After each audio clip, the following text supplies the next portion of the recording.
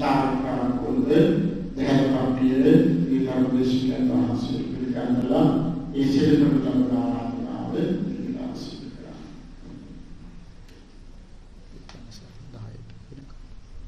දෛ පින්වත්නි හැමදෙනාම සාදුනාදයක් පවත්වමු. සද්ධර්ම ශ්‍රවණය කිරීම සඳහා පින්වත් සියලු දෙනාම තෙවරක් নমස්කාරය කියමු.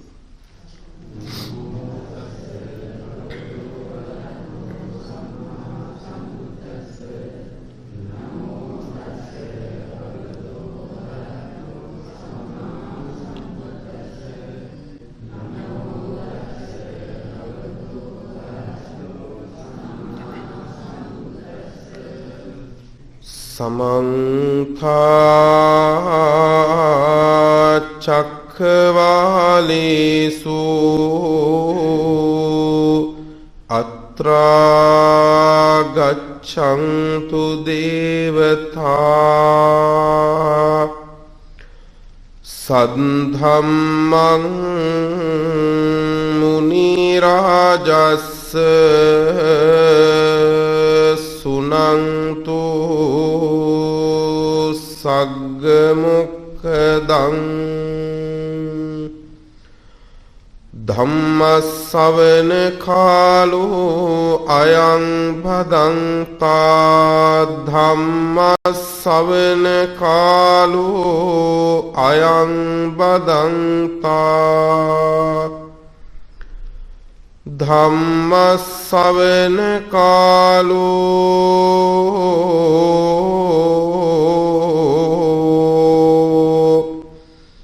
अयं भदन्ता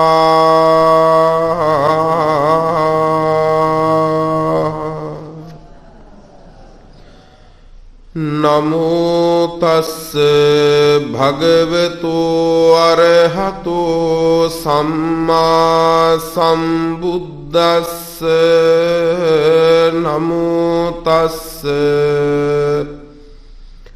भगवतो अरहतो सम्मा सम्बुद्धस्स नमो तस् भगवतो अरहतो सम्मा सम्बुद्धस्स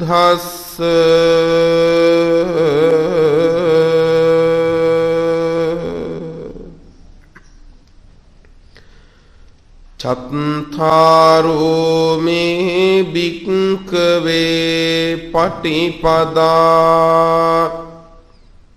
कथमे चत्तारो दुःखा पटिपदा धन्धा भिन्या दुःखा पटिपदा किप्पाभिन्या सुखा पटिपदा धन्धाभिन्या सुखा पटिपदा किप्पाभिन्याति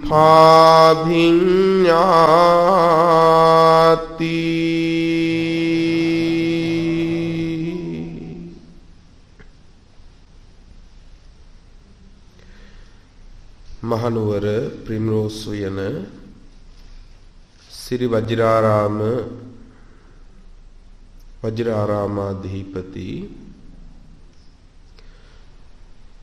अति गौरवनीय අපේ නායක මාහිමිපාණන් වහන්සේගෙන් පළමු කොටම දෙපා නැමෙද අවසරයි.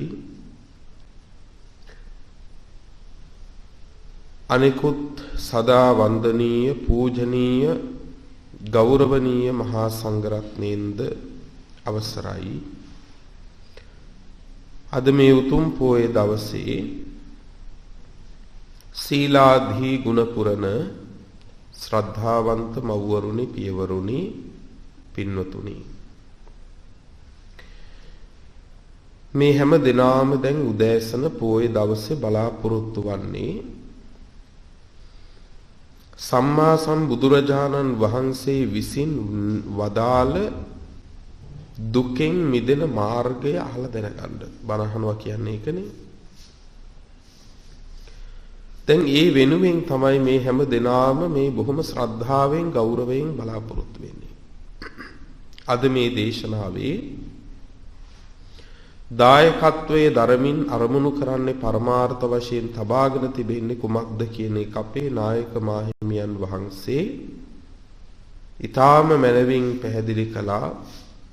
මෙම වජිරාරාමය මුල් කරගෙන විශාල සේවයක් සිද්ධ කළ ඒ වගේම මේ රටේ වැඩ ඉන්න ස්වාමීන් වහන්සේලා හැටියට අපිටත් ඊටාම ආදර ගෞරවයෙන් නිරන්තරව කටයුතු කරපු පින්වත් ජයමාලනී යටිවැල්ල මෑණියන්ගේ අභාවයෙන් වසරක් පිරීම නිමිති කරගෙන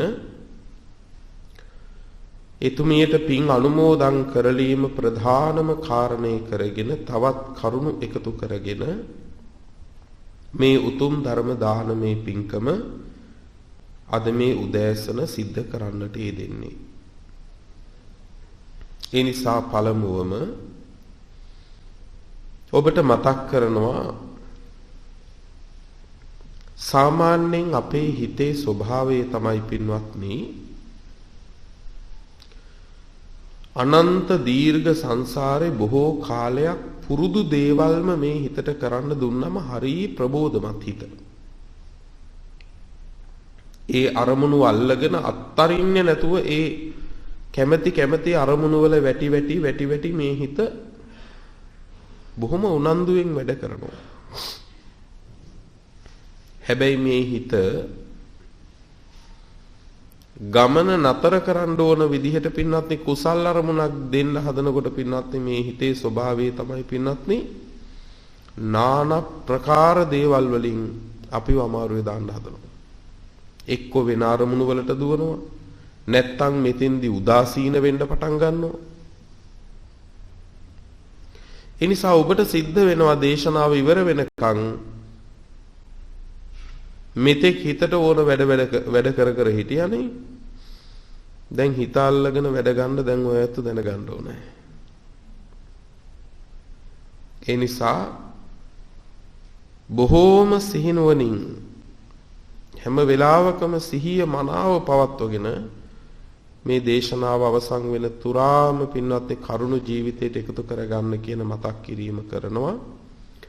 අපි මේ සියලුම ආකාරයෙන් රැස් කරගන්න උදාරතර කුසල් සම්පත් පුරා වසරකට පෙර මියගිය ජයමාලනී යටිවැල්ල පින්වත් මෑණියන් ඇතුළු හැම දිනාටම අත් වේවා ලැබේවා. ඒ හැම දිනාද මේ පින් අනුමෝදන් වී සැපවත් වෙත්වා. දායකත්වයේ දරන පින්වන්ත සත්පුරුෂ සියලු දෙනාටමත් බණ අහන ඔබ අප හැමටත් උතුම් ධර්මාවබෝධය සුවසේ සිද්ධ වේවා කියන උතුම් ප්‍රාර්ථනාවෙන් පින්වත්නි දැන් ධම් කරුණු ශ්‍රවණය කරමු. පින්වත්නි මේ දේශනාව ඊටාම වැදගත් දේශනාවක් වෙයි. මේ ධම් කරුණු ටික අද මේ දේශනාවට මේ සූත්‍රය මුල් කරගන්න හේතුවක් තියෙනවා. ඒ හේතුව තමයි මේ නූතනයේ අප අතරට ඇවිල්ලා තියෙන එක්තරා ප්‍රාර්ථනාවක්. අන්න ඒ ප්‍රාර්ථනාව සමාජගත වෙලා තියෙනවා. ඒ ප්‍රාර්ථනාව පිළිබඳව හරියට කරුණු අවබෝධ වෙන්නයි අද මේ දේශනාව කරන්නේ. ඔයත් අහලා තියෙනවා නේද? දැන් බොහෝ පින්කම් වලදී බොහෝ ධර්ම දේශනා අවසානයේදී විශේෂයෙන් අපි රූපවාහිනියේ ගුවන්විදුලි වල ධර්ම දේශනා කරන්න යද්දී සෑම දායකත්ව පත්‍රිකාවකම අන්තිමේ ඒ ප්‍රාර්ථනාව දැන් බොහෝ සෙයින් ඉදිරිපත් කරන ප්‍රාර්ථනාවක්. ඔබ අහලා තියෙනවා නේද? ඉක්මන් භවයක තව මොකද කියන්නේ? අසුඛ සහගත ප්‍රතිපදාවෙන් අය මොකද කියන්නේ? සමහර කෙනෙක් පාලි වචනෙන්ම කියනවා කිප්පා විඥාවෙන් ධර්මය අවබෝධ වේවා කියලා. අහලා තියෙන්නේ? අහලා තියෙන්නේ?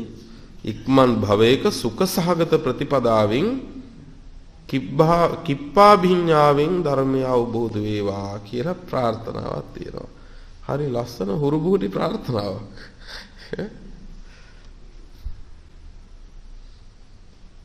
හැබැයි මේ පැතුම අපි හරියට නිර්වුල් කරගන්න ඕන පින්වත්නි. මොකද මේක වරදවා ගන්න එපා. මම කියන ධර්මකාරණේ විතරයි හරි කියලා මට ඒත්තු ගන්නවන්න කොහෙත්ම උවමනාවක් නැහැ. හැබැයි තථාගත බුදුරජාණන් වහන්සේ වදාළ ධර්ම මාවත මම මැදහත්ව බලන්න උත්සාහ කරන ආම්දුරු කෙනෙක්. පින්වත්නි මේ පැතුම් පතන්න පුළුවන් අපිට. හැබැයි මේකේ ඇතුළාන්තය අපි හොයාගන්න ඕන. මේක කොහොමද වෙන්නේ කියලා බලා ගන්න ඕනනේ. නැත්තම් හැමදාම අපිට දර්ශනයක් නැති චරණයක් විතරක්, විද්‍යාවක් නැති චරණයක් විතරක් අපි ළඟ තියෙයි.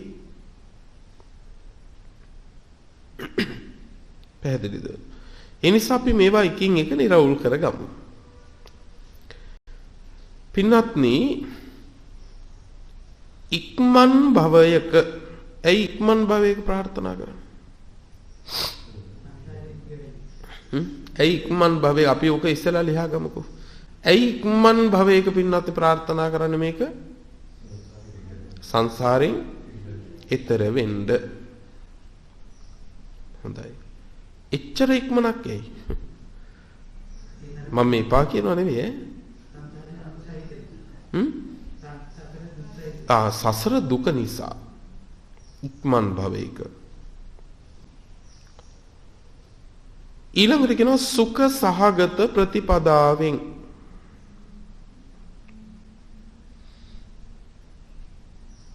බලන්නකො මේ දාන කොන්දේසි ටික. දකින්න නිවනක් ඒකත් මේ අපිට නිකන් මේ දුක් විඳ විඳරන් ඉන්න බෑ. නේ මම මේ කියන දේ සිනහවෙන් නතර කරන්න එපා පින්වත්නි. මම කියන්නේ හිතන්න. අපි කොතෙන්ද අපේ මනස හදන්නේ කියලා. නේ අපි යටි සිතේ ආයේ හටගන්නේ මොකද්ද මේ? ආයේ ඔන්න කාමසිකල්ලි කාණුයෝගේ පැත්තකට මේ තල්ලු වෙන ගතියක් එන්නේ. ඒ කියන්නේ අපි නිවනක් දැක්කත් අපි හිතනවා වැඩි දුක් විඳින්න ඉන්න බෑ මේකත් ලැබෙන්න ඕන හොඳ සැපටම කියලා. සුඛ සහගත ප්‍රතිපදාවෙන්ම නිවන පතන කෙනෙක්ගේ වීරිය අධික කරන්න ඔහු සූදානම් වෙයිද? ඔහු වීරිය අත්තරීද?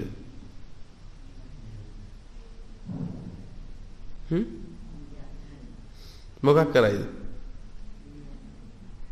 ඔහු වීරිය අධික මාත්‍රව ගන්නෑ පින්වත්නි. සමහර විටකදී ඒකේ අනිසි ඵලයක් හැදෙන්න පුළුවන්.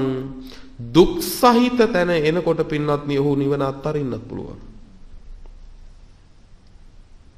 මේ කියන එක තේරෙනව නේද පින්වත්නි?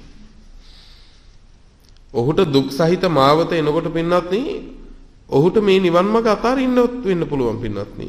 ඒකට මම උදාහරණයක් කියන්නම්. දැන් මේ සිරි වජිරාරාමයට උඩට එන්න එපා. නේ? යමෙක් සැපයෙන්ම නම් මේක හොයන්නේ කන්ද නගින්න පුළුවන් කාලේ විතරක් පහසුවෙන් එන්න පුළුවන් කාලේ විතරක් වජිරාරාමයට සිල් ගන්නයි. නැත්තම් අනේ දැන් ওই කන්ද නගින්නත් බෑ කියලා ওই පල්ලෙහා කොහේ හරි සිල් නැතත් කමන්නේ. කොහේ හරි නතර වෙන්න බලයි. එහෙම වෙන තැන් අපේ ජීවිතවල නැද්ද? අඩු වැඩි වශයෙන් හොඳට කල්පනා කරලා බලන්න.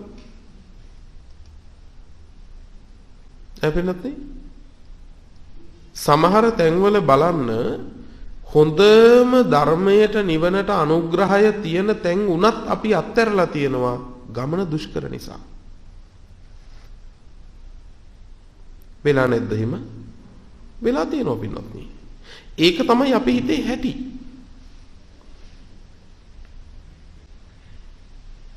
එතකොට සුඛ සහගත ප්‍රතිපදාවෙන්ම කියන කෙනාට දුෂ්කර කාලයක් આવුත් මොකක් වෙයිද? නිවන අත්තරින්ද නිවන පිළිබඳ වැඩපිළිවෙල ඔහු අත්තර ගන්න පුළුවන්. ඇයි? එතෙන්ද හිත දැඩි කරගෙන නැති නිසා.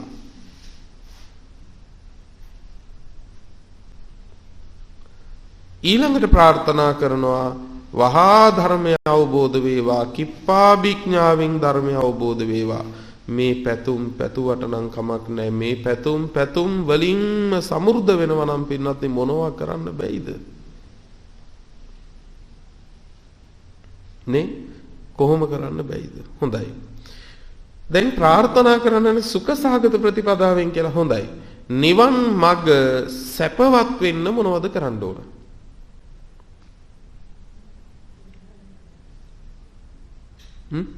දැන් මම මේ කියන්නේ අර පැතුම පින්නත් මේ දිග හරින්නේ. දැන් සැප සුඛ සහිත ප්‍රතිපදාවෙන් කිව්වනේ. හොඳයි. සුඛ සහිත වෙන්නේ ඒ කියන්නේ නිවන් මඟ සැපවත් වෙන්න මොනවද කරන්න ඕන?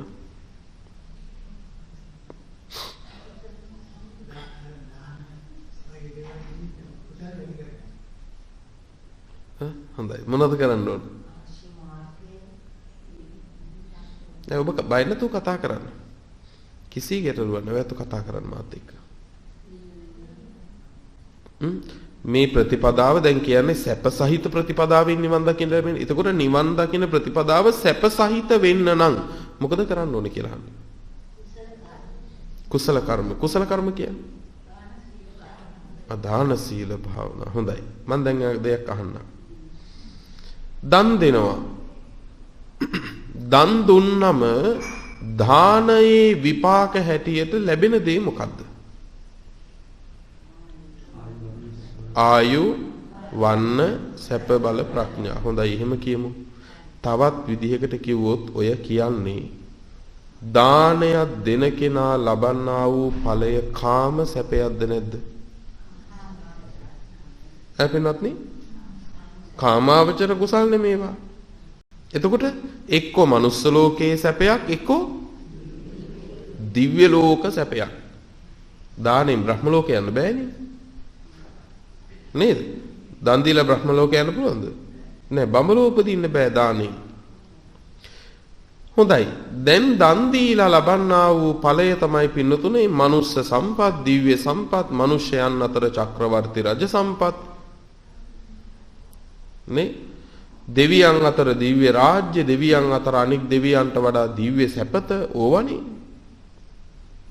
දැන් ඔබ මේ විඳින ටිකත් ඔය විදිහේම පිනේ පළද නැද්ද?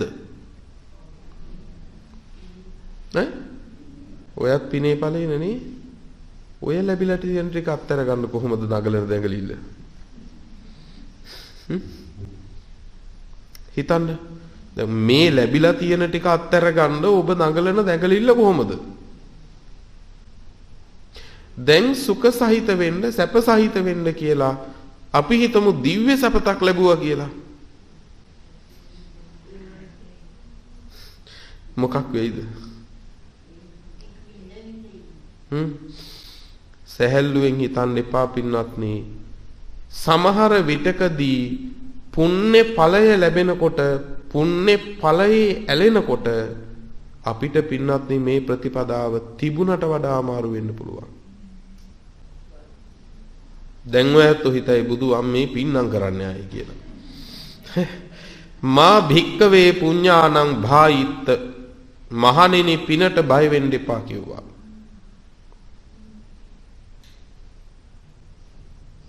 ඇයි පින කියන්නේ සැපේට නමක්.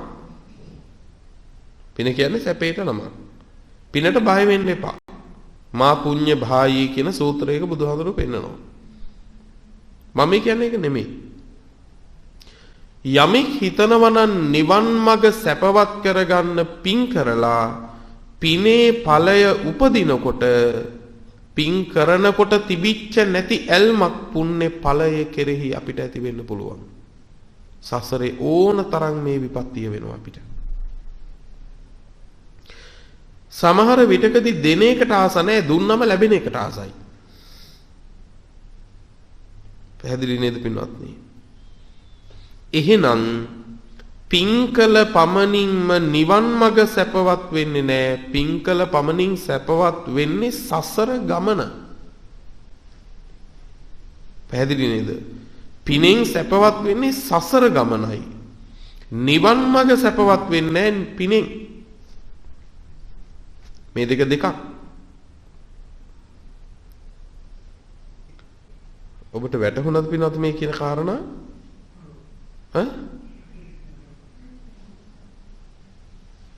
නේ උදේට වළඳලා නිදි වගේ දැක්කා ඒකයි. මේ එතකොට පිනෙන් සැපවත් වෙන්නේ සසර. නිවන් මඟ සැපවත් වෙන්නේ නැහැ පිනෙන්. එහෙනම් සුඛ සහගත ප්‍රතිපදාවෙන් නිවන් දකින්න කියලා පින් කළාටම හරියන්නේ නැහැ.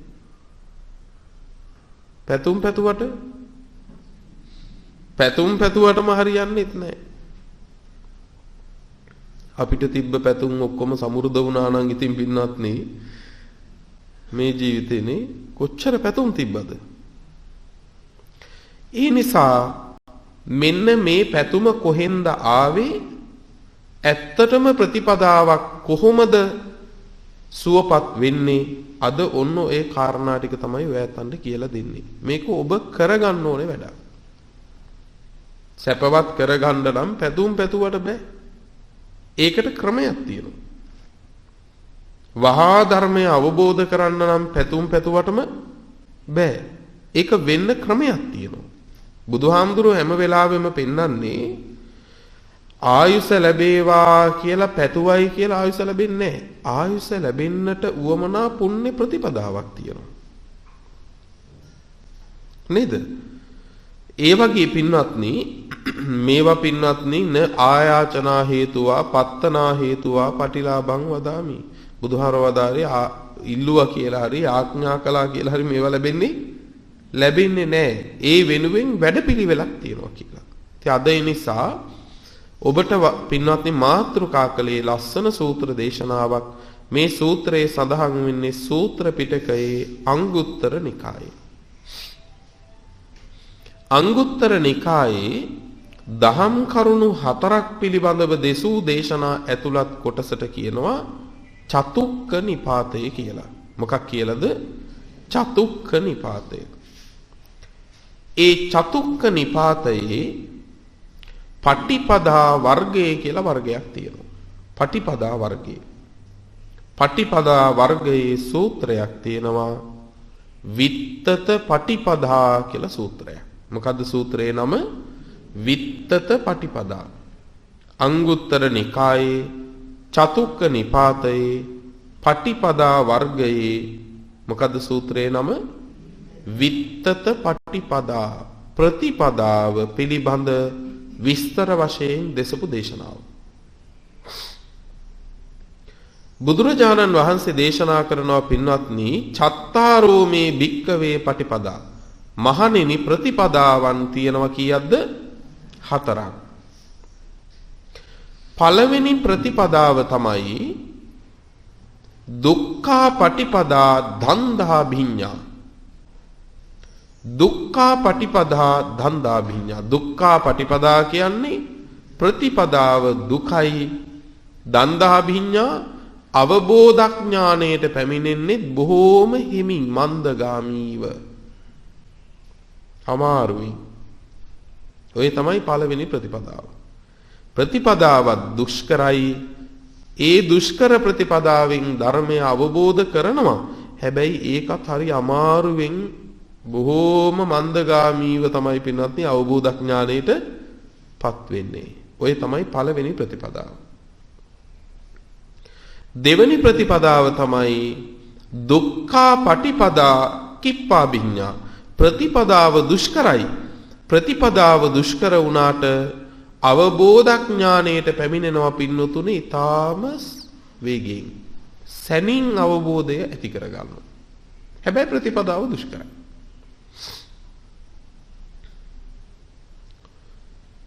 තුන්වෙනි ප්‍රතිපදාව සුඛා පටිපදා ධන්දා භිඤ්ඤා. ප්‍රතිපදාව සුවදායකයි. ප්‍රතිපදාව සුවදායක වුණාට අවබෝධඥානයට පැමිණෙන්නේ පින්වත්නි බොහෝම හිමින් මන්දගාමීව ලැසිව. අන්තිම කාරණේ කියනවා සුඛා පටිපදා කිප්පා විඤ්ඤා. ප්‍රතිපදාවත් සැපයි අවබෝධයටත් පැමිණෙනවා වේගෙන්. ඔන්න ඕක තමයි ඔය ප්‍රාර්ථනාවට ගත්තේ. පැහැදිලිද? ඔය සූත්‍රයේ ඔන්න ඕකෙන් තමයි ඔය ප්‍රාර්ථනාවේ ඉන්නේ මට සුඛ සහිත ප්‍රතිපදාවෙන් කිප්පා විඤ්ඤාවෙන් අවබෝධ වේවා කියලා. ඉතින් බලන්නකො මේ සූත්‍රයක පෙන්වුවේ ක්‍රමයක්. අපි ඒක පැතුමකට අරන් නතර කරගත්තා. කවදාකවත් මේ ශාසනයේ පින්වත්නි කෙටි ක්‍රම හොයන්න යන්න එපායි. මතක තියාගන්න. අයි කෙටිකම හොයන්න යන්න එපා. මොකද බුදුහාමුදුරුව අපිට වැඩ දිග්ගස්සලා නැහැ. බුදුහාමුදුරුව තමයි කෙටිම ක්‍රමේ දේශනා කරලා තියෙන්නේ. එයින් මෙහා පැත්තේ පින්වත්නි කවුරු හරි කෙටි කරනවා නම් ඒ කෙටි කිරිල්ල පාර වැරද්දිල්ලක්ම තමයි. පැහැදිලි නේ? එතකොට ඔය කාරණෙන් තමයි ඔය ප්‍රාර්ථනාව සමාජගත වුනේ. බලන්නකො පින්වත්නි. පළවෙනිම ප්‍රතිපදාව කිව්වා මොකද්ද? දුක්ඛා පටිපදා දන්දා විඤ්ඤා. ප්‍රතිපදාව දුෂ්කරයි. ඒ වගේම තමයි අවබෝධඥානයට පැමිණීමත් ඊටාම හිමින් ලැසිව මන්දගාමීව තමයි සිද්ධ වෙන්නේ ධර්මය අවබෝධ කරන්නේ. හොඳයි. ප්‍රතිපදාව දුෂ්කර වෙන්නේ මොකක් නිසාද? දැන් සැප සහිත වෙන්නේ පින් කළාම කියලා කිව්වනේ. එතකොට දුක් සහිත වෙන්නේ එහෙනම් පින් නොකළාම පව් කළාමද? නෑ පින්වත්නි. ප්‍රතිපදාවක් දුෂ්කර වෙන්නේ මතක තියාගන්න මෙන්න මේ කාරණා තුනේ. එහෙනම් ප්‍රතිපදාව සුවපත් කරගන්න මොකද කරන්න ඕනේ කියලා තේරුම් ගන්න පුළුවන්. නිවන පිණිස වූ ප්‍රතිපදාව අමාරු වෙන්නේ දුෂ්කර වෙන්නේ කාරණා තුනක් හින්දා. පළවෙනි කාරණේ තමයි පින්වත්නි රාගයේ තියුණු බව. පැහැදිලිද? තියුණු රාගය. දෙක තියුණු ද්වේෂය. තුන තියුණු මෝහය. ඔන්න ඔය තුන නිසා තමයි ප්‍රතිපදාවක් දුෂ්කර වෙන්නේ. ඒ කොහොමද? දැන් නිවන පිණිස වූ ප්‍රතිපදා මාර්ගය පියවර තුනකට බෙදන්න පුළුවන්. සීල, සමාධි, ප්‍රඥා කියලා. සමහරු ඕක කියනවා නෑ නෑ ඕක සීලෙන් නෙවෙයි පටන් ගන්නෙ ප්‍රඥාවෙන් කියලා. එහෙම අහලා තියෙන්නේ නේ? ඕක මෙහෙමයි. දැන් මේ ශාසනයේ ප්‍රවේශයටත් පින්වත්නි ප්‍රඥාවක් තියෙන්න ඕන තමයි. හැබැයි ඒ ප්‍රඥාව කියන්නේ මේ ධර්මය අවබෝධ කරන තැනදී ඇතිවන්නා වූ ප්‍රඥාවේ මට්ටම ඒ මට්ටම නෙමෙයි. ප්‍රඥාව පරිපූර්ණත්වයටපත් වෙන්නේ තින්දී. හැබැයි මුලින් හොඳ නරක වෙන් කරගන්න හරි සම්මාදිට්ඨිය මිච්ඡාදිට්ඨිය වෙන් කරගන්න හරි පින්වත්නි ප්‍රඥාවක් තියෙන්න ඕනද නැද්ද? ප්‍රඥාවක් තියෙන්න බෑ පින්වත්නි. එහෙම එකක් තියෙනවා. ඒක ස්වභාවයක්. එතකොට දැන් අපි හිතමු සීල සමාධි ප්‍රඥා තමයි නිර්වාණගාමී ප්‍රතිපදාව. දැන් කෙනෙක්ගේ රාගය අධිකයි නම් පින්වත්නි මොකද වෙන්නේ? කෙනෙක්ගේ රාගය අධිකයි නම් එහි පළවෙනි පියවර වෙච්ච සීලය සුරකින්න එක සම්පූර්ණ කරන එක අමාරුද ලේසිද? අමාරුයි. ඇයි? අතයි කටයි හිර කරගෙන හිටියට තියුණු රාගයෙන් අර සිල්පද කඩන්න කරන බලපෑම වැඩි. ඒ නිසා අඬාගෙන දොඩාගෙන දත් මිටි කාගෙන සිද්ධ වෙනවා සිල් රකින්න. වැටහුණා නේද පින්වත්නි මේ කියන එක? මොකද මේ සිතේ පවතින ස්වභාවයක් තියෙනවා. සීලය කියන්නේ මොකද්ද? කාය වාචානං සමෝදානං සීලං. කය වචනේ තියෙන සංවරය. එතකොට ඇයි උතන සිත නැත්තේ?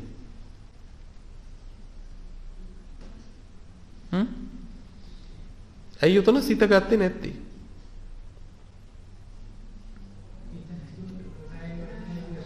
නෑ පින්වත්නි. ඒකත් එකක් තමයි. හැබැයි මෙතන කියන්නේ කෙලෙස් වල ක්‍රියාකාරීත්වය මට්ටම් තුනකට බෙදන්න පුළුවන්. පළවෙනි අවස්ථාව මේ කෙලෙස් වල තියෙනවා පින්නතුනේ නිදිගත්තු ස්වභාවයක්. ඒකට තමයි කියන්නේ අනුසය අවස්ථාව කියලා. පැහැදිලිද? දැන් සාමාන්‍යයෙන් ඔය ඇත්තන්ට ද්වේෂය කියන එක තියෙනවද නැද්ද? ඈ? තියෙනවා. දැන් තියෙනවද? නෑ. දැන් කොහේ එතකොට?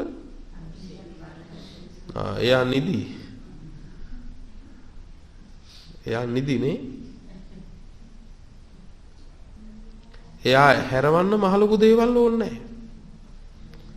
ඔය ළඟ ඉන්න කවුරු හරි පොඩ්ඩක් නේ අමිහිරි කතාවක් අමිහිරි ස්පර්ශයක් දෙමනම් අර නිදිගත්තු කෙනා අවදි වෙනවද නැද්ද? ඔන්න අවදි වුණා.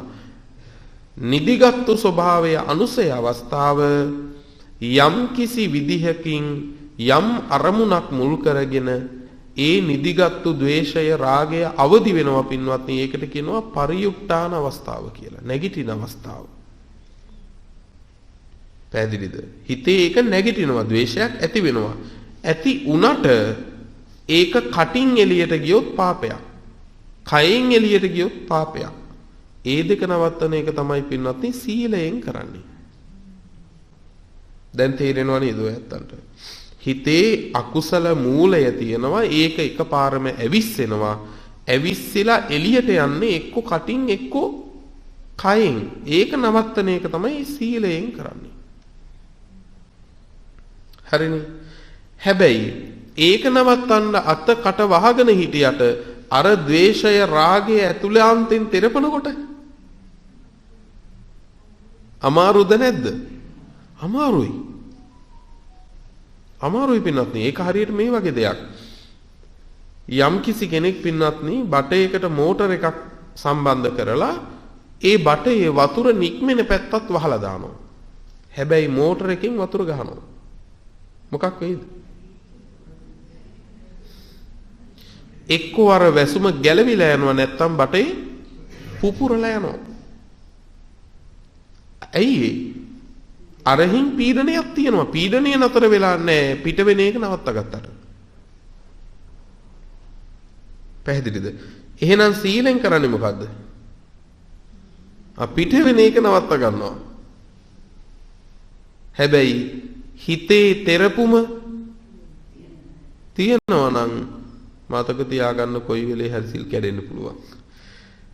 ඔය රැකපු සිල්. ඇයි? අරහින් බලපෑම වැඩිනේ. ඒක තමයි කියන්නේ සීලයක් සමාදන් වෙලා පරපණ නසන් නැහැ කියලා වලකිනකොට අනෙක් පැත්තෙන් සත්වයන් කෙරෙහි කරුණා මෛත්‍රියත් උපද්දවන්න කියන්නේ අන්න ඕක නිසා. ඇතුළාන්තෙන් කරන පීඩනයත් අඩු කරන්න, නැති කරන්න. නැත්තම් ප්‍රායෝගික නැහැ පින්නත්. පැහැදිලි නේද? ඔය බලන්නකෝ හිතේ තෙරපුම තියාගෙන ඒක අයින් කරගන්නේ නැතුව සිල් පදවල හිර වෙච්ච මිනිස්සු පින්වත්නි එක සිල් පදයක් හරි කඩන්න ගියොත් ඒකේ අන්තෙටම යනවා පින්වත්නි. භික්ෂුවක් නම් සිවුර ඇරලම යනවා. ඒක තමයි ස්වභාවය. ඒ තෙරපුම දරන්න බෑ යාට. ඒ නිසා රාගය, ద్వේෂය, මෝහය ඊටාම තියුණු වෙන්න මොකද වෙන්නේ? සිල්පද රකින්න එක අමාරුයි. දත්මිටි කාගෙන තමයි සිල් රකින්න වෙන්නේ. අඬාගෙන දොඩාගෙන හරි තමයි සිල් රකින්න වෙන්නේ. හැබැයි අඬාගෙන හරි සීලයක් රැකගත්තොත් මතු විපාකය හොඳයි. අඬාගෙන දොඩාගෙන හරි පින්වත්නි දානය සම්පූර්ණ කරගත්තොත් මතු විපාකේ හොඳයි. අර මජ්ක්‍ධිම නිකායේ තියෙනවනේ පින්වත්නි චූල ධම්ම සමාදාන කියලා සූත්‍රය. මේ සූත්‍රයේ පෙන්වනවා පින්වත්නි ක්‍රමයක් අත්තිබික්කවේ ධම්ම සමාදානං පච්චුප්පන්න දුක්ඛං ආයතින් සුඛ විපාකං. සමහර ධර්මයයි පිළිගන්න දරා ගන්න දරා ගැනීම තියෙනවා මේ මොහොතේ දුකයි තමයි. හැබැයි ඒකේ මතුඵලයේ සැපයි. රාගය තියුණුයි නම්, ද්වේෂය තියුණුයි නම්, මෝහය තියුණුයි නම් ඒ තියුණු රාගයේ තියුණු ද්වේෂයේ තියුණු මෝහය යට කරගන්න අමාරුයි තමයි. හැබැයි අඬාගෙන හරි කමන්නේ මේක කරගත්තොත් විපාකේ හොඳයි. එහෙනම් ප්‍රතිපදාවක් දුක්ඛා පටිපදා වෙන්නේ මොකක් නිසාද? රාග, ද්වේෂ, මෝහ ඊටාම තියුණු නිසා, බලවත් නිසා. එතකොට ඒ රාග, ද්වේෂ, මෝහ ගැන දැන් බය වෙන්න එපා. මේ රාග, ද්වේෂ, මෝහ අපොයි එහෙම වුණොත් අමාරු වේද කියලා බය වෙන්න එපා. නිවන් මාගේදී ඒක වැදගත් නෑ. පැහැදිලිද? ඇයි? රාග, ද්වේෂ, මෝහ මොන තරම් බලවත් වුණත් මේ රාග, ද්වේෂ, මෝහ කියන්නේ පින්නත් නැති කරන්න පුළුවන් ඒවා. නැති කරන්න බැරි ඒවා නෙමෙයි. බුදුහාරෝ දේශනා කළානේ අකුසලම් භික්කවේ පජහත. මහණෙනි අකුසලය දුරු කරව්. සක්කා භික්කවේ අකුසලං පජහිතුං. මහණෙනි අකුසලය දුරු කරන්න නුඹලට පුළුවන්. නුඹලට පුළුවන්. බැරි නම් මන් දේශනා කරන්නෙත් නැහැ කිව්වා. එහෙනම් මේ අකුසල් දුරු කරන්න පුළුවන්. ඒක නිසානේ බුදුහාමුදුරෝ බණ කියන්නේ. කරන්න බැරි වැඩවලට බුදුහාමුදුරෝ කාලේ වැය කරන්නේ නැහැ පින්වත්නි. රාගය දුරු කරන්න පුළුවන්, ද්වේෂය දුරු කරන්න පුළුවන්, මෝහය දුරු කරන්න පුළුවන්. ඇයි රාග, ද්වේෂ, මෝහ දුරු කරන්න පුළුවන්? හරියටම හරි.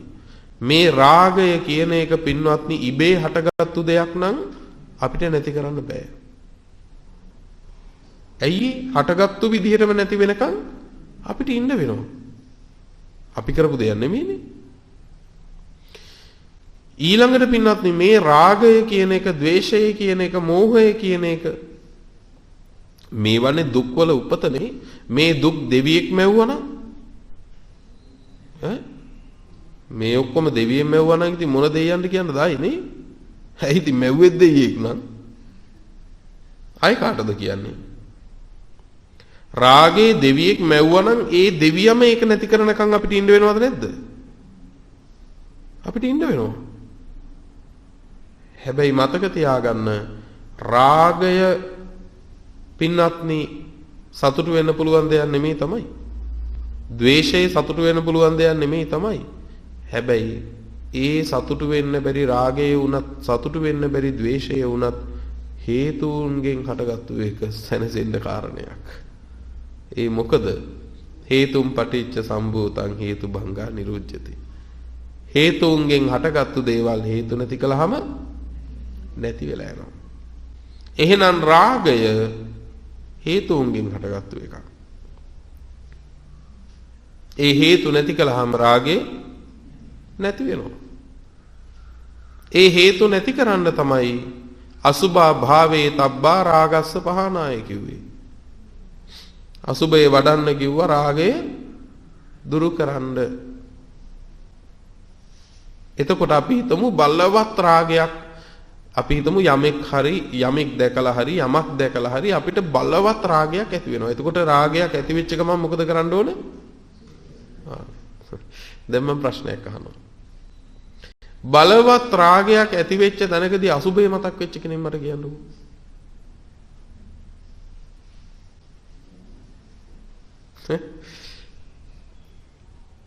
දැන් බලවත් ද්වේෂයක් නැගෙනවා. ඒ බලවත් ද්වේෂයක් නැගෙනකොට එතකොට මොකද්ද කරන්න ඕන? මෛත්‍රිය වඩන්න ඕන. හොඳයි මට කියන්නකෝ යකා නැගපු වෙලාවට මෛත්‍රිය මතක් වෙච්ච කෙනෙක්.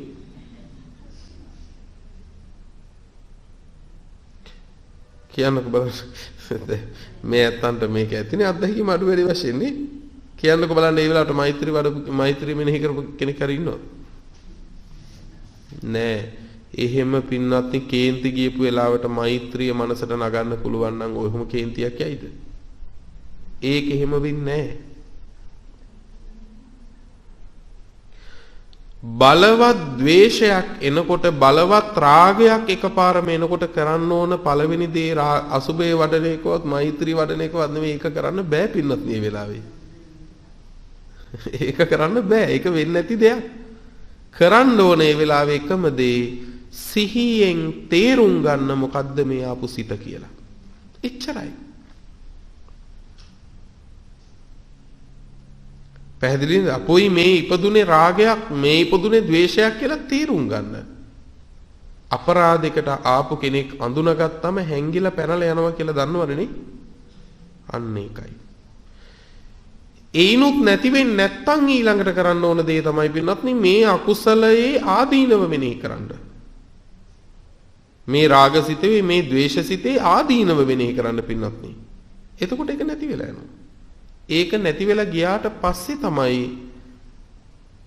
අපිට පින්වත්නි වඩන මෛත්‍රියක් වඩන අසුබයක් වඩන්න පුළුවන් වෙන්නේ. ඔහොම ද්වේෂයක් ඇති වුනේ ද්වේෂ මූලය තියෙන නිසා ඒ ද්වේෂ මූලය නැති කරන්න පින්නත් මේ මෛත්‍රිය වඩනවා. පැහැදිලි නේද දැන්? ඒ කියන්නේ එකපාරම හිතට නැගෙනකොට ඒ වෙලාවට පින්නත් අසුබේ මෛත්‍රිය වඩන්න බෑ. ඒක කෙරෙන්නේ නැහැ. ඒ නිසා මේ සිතිවිල්ල අඳුන ගන්න. පැහැදිලිද? ඒක අඳුන ගන්න ඕනේ. ඒකට සිහිය තියෙන්න ඕන. එතකොට දැන් රාග ද්වේෂ මෝහ කියන්නේ හේතුන්ගෙන් හටගත් ඒවා. මේවා නැති කරන්න පුළුවන්. දැන් එහෙනම් රාග ද්වේෂ මෝහ බලවත් නම් පින්වත්නි ප්‍රතිපදාව දුෂ්කරයි.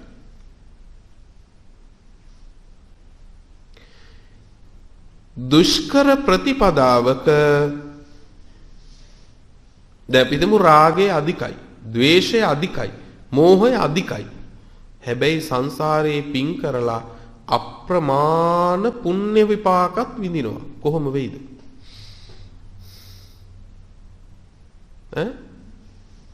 දැන් කිව්වනේ සැපවත් වෙන්නේ පින් කළාම කියලා. ඒ පිනේ ඵල හැටියට පින්වත්නි අප්‍රමාණ සැප සම්පත් ලැබෙනවා. රූප සම්පත් ලැබෙනවා. ධන සම්පත් ලැබෙනවා. පිරිවර සම්පත් ලැබෙනවා. හැබැයි මෙයාගේ රාග ద్వේෂ මෝහ හරිම තියුණුයි. මොකක් වේද? මේක කොහෙන් කෙලවර වෙයිද කියලා හිතා ගන්න පුළුවන්ද එතකොට? හිතා ගන්න බෑ පින්වත්නි. ඇයි? පිනේ ඵලයට රූප සම්පත් ලැබෙන කෙනෙක් ඉන්නවා රාගය අන්තිම අධිකයි. කොහොම වෙයිද? ඕන තරම් ධනෙ තියනවා පින්වත්නි. හැබැයි රාගය අධිකයි, ද්වේෂය අධිකයි.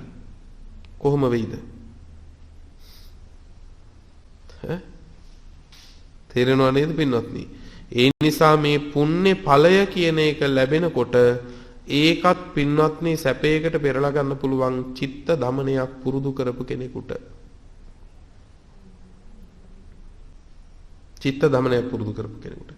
ඒ නිසා පිනෙන් සසර සැප සැදෙයි. හැබැයි නිවන් මඟ සැපවත් වෙන්නේ පිනෙන් නෙවෙයි පින්නතුනේ රාගය, ద్వේෂය, මෝහය තුනී වෙච්ච තරමටයි. එහෙනම් රාග, ద్వේෂ, මෝහ තියුණු වෙන්න ප්‍රතිපදාව දුෂ්කරයි. ඊළඟට පින්වත්නි ඒ දුෂ්කර ප්‍රතිපදාවෙන් ඇතමෙක්ගේ පළවෙනි ප්‍රතිපදාව තමයි දුක්ඛා පටිපදා දන්දා විඤ්ඤා. අවබෝධයට පැමිණෙන්නේත් බොහොම හිමි. එතකොට ප්‍රතිපදාවත් අඬාගෙන දොඩාගෙන දත් මිටි කාගෙන පුරාගත්තේ. හැබැයි එහෙම පුරාගත්තත් අවබෝධයටපත් වෙන්නේත් බොහොම හිමින් මන්දගාමීව. ඒ මොකක් නිසාද? නැපිනොත්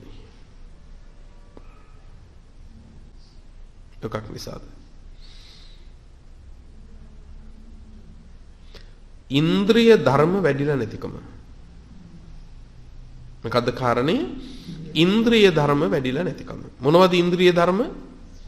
සද්ධා, විරිය, සති, සමාධි, ප්‍රඥා.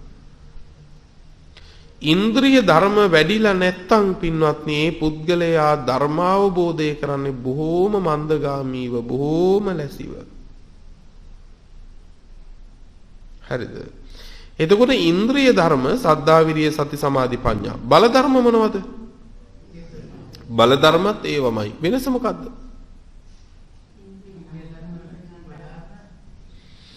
ඉන්ද්‍රිය ධර්මයෝ කියන්නේ එකක්ද? බල ධර්ම කියන්නේ වෙන එකක්ද? නැත්නම් ඉන්ද්‍රිය ධර්මයි බල ධර්මයි කියන්නේ දෙකම එකක්ද?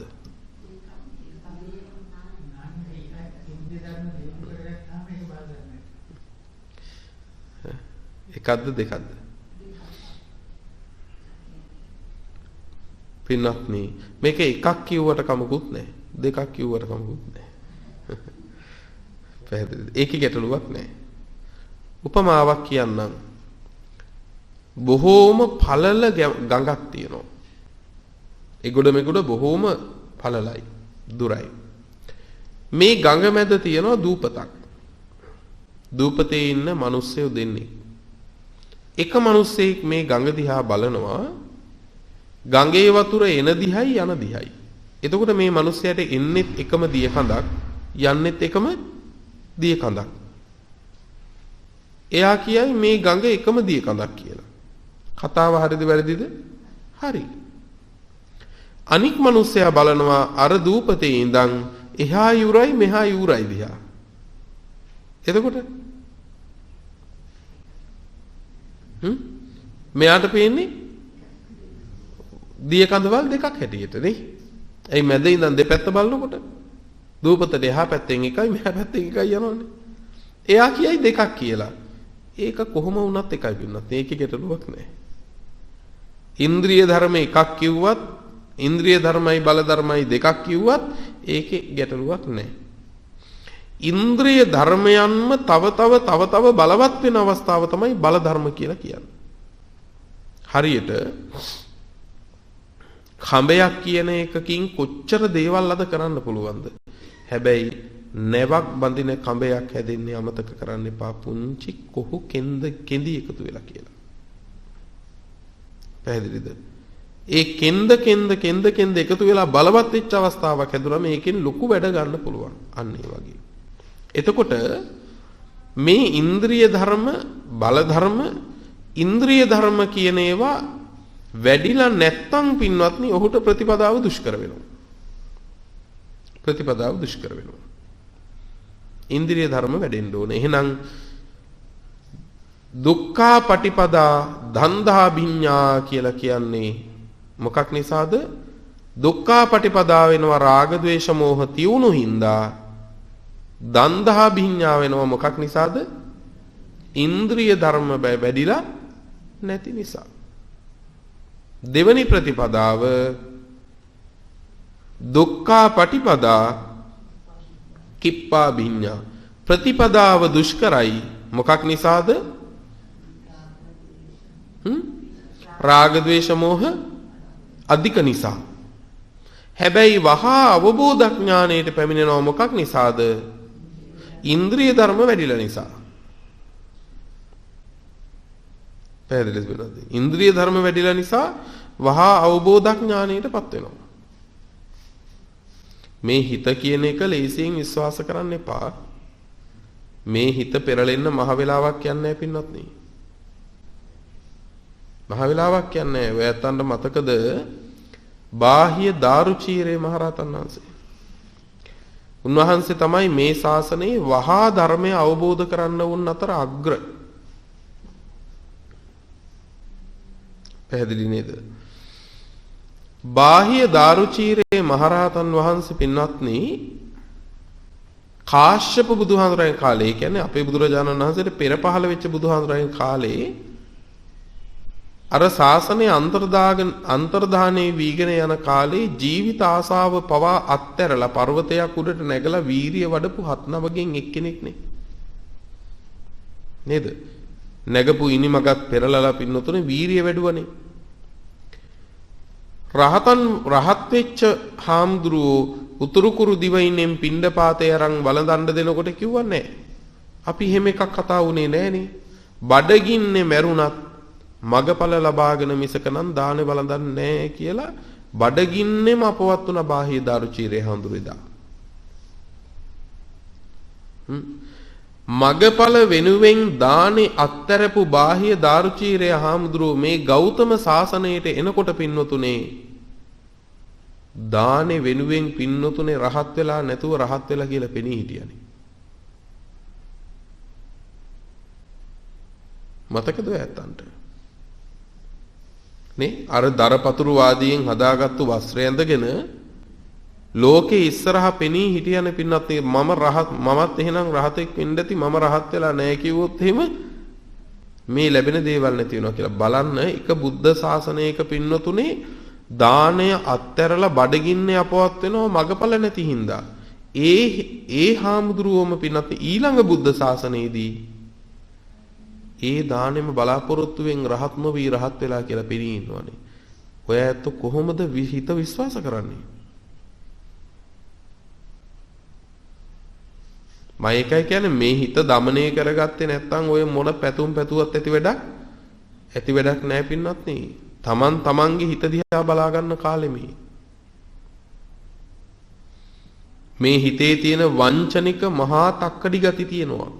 ඒවා හරියට අඳුනගෙන පින්නත් නේ මේ හිත দমনය කරගත්තොත් චිත්තං දන්තං සුඛාවහං. দমনය කරගත්තු හිත සැප ගෙනල්ලා දෙනවා. දමනය කරගත්තු හිත දමනය කරගත්තොත් පමණමයි සැපේ ලබන්න පුළුවන්. ඒක ඔබ හොඳට තේරුම් ගන්න පින්වත්නි. මොනවා කළත් සිත දමනය වෙන්නේ නැත්නම් පින්වත්නි මොකක්ද ඇති ඵලය? මේ සිල් ගන්නවා, බණ අහනවා, දන් දෙනවා. හැබැයි සිත දමනය කරගන්නේ. එතකොට අරවා දන් දීපු අය ඵල ලැබෙයි. හැබැයි සිත দমনය කරගන්න නැතුව නම් ඒ ඵල ටික ලබන්නේ. එදාට ඒ ලැබෙන ඵලය මීට වඩා අපිට අනතුරක් කරනවද නැද්ද? මීට වඩා අනතුරක් අපිට කරනවා. මේ සිතත් එක්ක තියෙන ගනුදෙනුවක් වෙන්නත් මේ අවුල ලිහා ගන්න බලන්න ඔබ ඔබේ සිත දිහා හොඳට විමසන්න. නැවත ඔබට කියනවා සිත දිහා බලන්න. එතකොට පින්වත්නි තුන්වෙනි ප්‍රතිපදාව මොකද්ද පින්වත්නි? සුඛා පටිපදා දන්දා විඤ්ඤා ප්‍රතිපදාව සුවදායකයි. එයි රාග ద్వේෂ මෝහ අඩුයි. තුනී ප්‍රകൃතියෙන්ම රාගය අඩුයි. ප්‍රകൃතියෙන්ම ద్వේෂය අඩුයි. ප්‍රകൃතියෙන්ම මෝහය අඩුයි. එහෙම වුණාම මොකද වෙන්නේ? සමාදන් වෙච්ච සිල්පදයක් වුණත් රකින්න අමාරු නෑ. භාවනාවකට ඉඳගත්ත් සිත රාග අරමුණු ඔස්සේ, ද්වේෂ අරමුණු ඔස්සේ එක්ක කාමච්ඡන්දට අහු වෙවි, එක්ක ව්‍යාපාදයට අහු වෙවි නිතර පීඩා විඳින්නේ නෑ. වැටහෙනව නේද පින්නත්නි? එතකොට අර චූල ධම්ම සමාදාන සූත්‍රයේ පෙන්නනවා පින්නතුනේ ධර්ම සමාදානයක් අත්තිබීක්කවේ ධම්ම සමාදානං පච්චුප්පන්නං චේව සුඛං ආයතින්ච සුඛ විපාකං. ධර්ම සමාදානයක් තියෙනවා වර්තමානෙත් සැපසහිත අනාගතෙත් සැපසහිත. ඒ මොකද්ද? කෙනෙක් රාග ద్వේෂ මෝහ වලින් අඩුයි. එහෙම වුණාම පින්වත්නි සුවදායකයි. ඵලයත් සුවයි. ඵලයත් සුවදායකයි. එතකොට ප්‍රතිපදාව සැපසහිත වෙන්නේ රාග ద్వේෂ මෝහ අඩු නිසා. හැබැයි අවබෝධඥාණයටපත් වෙන්නේ හිමින්. ඒ මොකක් නිසාද? ඉන්ද්‍රිය ධර්ම වැඩිලා නැහැ. රාග ద్వේෂ මෝහ සෑහෙන තුනී වෙලා හැබැයි ඉන්ද්‍රිය ධර්ම ටික වැඩිලා නැහැ. ඔන්න අන්තිමටම ඔක්කොම පතන පැතුම මොකද්ද? සුඛා පටිපදා කිප්පා භිඤ්ඤා. ඕක වෙන්නේ කොහොමද? සුඛා පටිපදා වෙන්නේ පින්වත්නි පැතුම් පැතුවට නෙවෙයි, පිනේ ඵලයෙන් නෙවෙයි. සුඛා පටිපදා වෙන්නේ රාගය, ద్వේෂය, මෝහය තුනී කළ තරමටයි. රාග, ద్వේෂ, මෝහ තුනී කළ තරමට තමයි සුඛා පටිපදා වෙන්නේ. ඔබට මතකද මේ ශාසනයේ හිටියා පින්නතුනේ වංගීස කියලා මහරහතන් වහන්සේ නමක්. උන්වහන්සේ වහා වැටහීම් ඇති භික්ෂූන් අතර අග්‍රයිනේ. පටිභානවන්තානං වංගීස හාමුදුරුවෝ. වංගීස හාමුදුරුවෝ හරි රාග බහුල කෙනෙක්. දැන් මේවා මේ දුක් වෙන්න එපා. මේ අනන්ත දිගු සංසාරේ පුරුදු කරපු හිත් මේ හිතවල රාගය වැඩි වෙන්න පුළුවන්. රාගය කියලා කියන්නේ මේ ස්ත්‍රී පුරුෂ ආකල්පේ විතරක් නෙවෙයි. කෙනෙකුට පින්වත්නි මේ මල් බඳුන ධර්ම ගෞරවයට තියපු එකක් කියලා බලන්නත් පුළුවන්. රාග සිත් ඇත්තෙකුට පින්වතුනේ මේ මල් ටික හිතෙන් අරන් යන්නත් පුළුවන් නේ. රාග සිත ඇති කෙනා හැම තැනකම පින්වත්නි ඇලෙනවා. ඒක තමයි රාග සිතේ ස්වභාවය, ඇලෙන ගතිය. ද්වේෂ සිතේ ස්වභාවය මේ මරණ කොටන එක එහෙමම හිතන්න එපා. ඒකත් ද්වේෂ හිතක් තමයි. හැබැයි ඔය හැම දෙයකම පින්වත්නි අඩුපාඩු දකින්නේ ඒකත් ද්වේෂ චරිතයගේ හැටි. කොයි දේ කළත් නරක පැත්තෙන්මයි බලන්නේ. අනුමෝදන් වෙන්න කරුණු 100ක් තිබ්බත් පින්වත්නි ඒ වුණාට ඕක මෙහෙම වුණා නම් හොඳයි කියලා අඩුපාඩුවක් තමයි එයා දකින්නේ ද්වේෂ චරිතවල හැටි. ස්වභාවයන්. එතකොට පින්වත්නි ඒ රාග ද්වේෂ මෝහ බලවත් වුණාම ප්‍රතිපදාව දුෂ්කරයි කියවනේ. වංගී සහඳුරුන්ගේ හරි රාග බහුල කෙනෙක්. උන්වහන්සේ දවසක් පිණ්ඩපාතේ වඩිනකොට ආනන්ද හාමුදුරුවොත් එක්ක ස්ත්‍රී රූපයක් දැක්කා. දැකලා පින්වත්නි බල්ලවත් රාගයක් ඇති වුණා වංගී සහඳුරුවන්ට. දැන් ඔබට හිතේ අපේ හාමුදුරුවන්ටත් ඔහොම වෙනවද? ඔව් ඉතින් රහත් වෙලා මහාන වුණා නෙවෙයි. මහාන වෙලා මේ රහත් වෙන්න දඟලට දැගල ඉල්ලන්නේ. නේ? ඒක තමයි ස්වභාවය. හිතේ හැටිවම තමයි. එතකොට දැන් වංගී සහමුදුරෝ හැබැයි වංගී සහමුදුරන්ගේ ලොකු දක්ෂකමක් තිබ්බා. මොකද්ද? වංගී සහමුදුරෝ ඒ බලවත් රාගේ එනකොටම පින්වත්නි වංගී සහමුදුරෝ රාගසිත අඳුනගත්තා. රාගසිත අඳුනගත්තා. රාගසිත අඳුනගෙන වංගී සහමුදුරෝ ආනන්ද හාමුදුරන්ට මේක හංගන්නේ නැතුව කියනවා. ඔන්න දෙවෙනි ක්‍රමය. වටිනාකම් පළවෙනි දේ එන ඒ සිත අඳුන ගන්න ඕන පින්වත්නි. දෙක ඒක නුවණැත්තෙක් අතින් කියලා ඒකට විසඳුම හදා ගන්න ඕන, ධර්මයෙන් පිළියම් කරන්න ඕන. අච්ඡං අච්ඡේතෝ දිස්වා යතා ධම්මං පටිකරෝති. වරද හැටියට දකින්නවා.